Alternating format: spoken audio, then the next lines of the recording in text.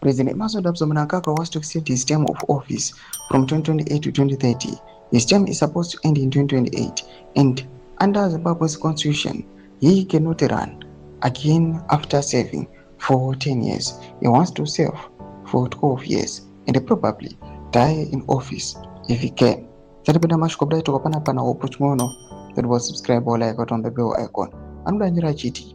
If it is to have an legitimacy, he must go to the people and make his case, then subject it to a referendum.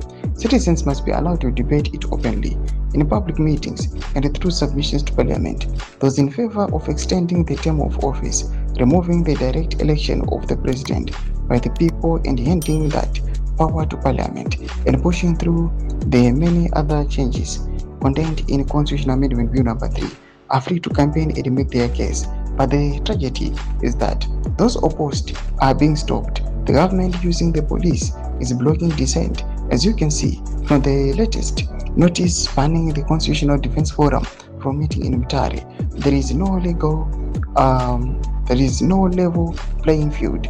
The CDF leader and convener Tendai BT was arrested in Mutare a few weeks ago and is on bail for doing exactly what ZANU-PF is freely allowed to do every day.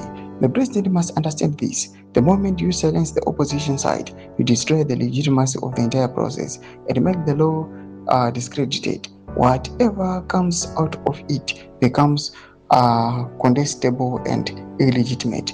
If he had allowed those against his amendment to engage freely, as his supporters are doing, he could at least claim fairness. Right now, he cannot be the behavior by his supporters and state security institutions barring those opposed.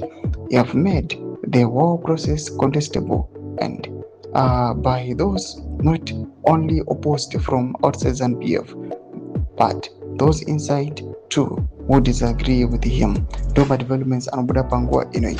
Pina comment section metu zafungura any more kudi from zoro with this issue ma constitutional amendments. So subscribe or like, chat on the bell icon.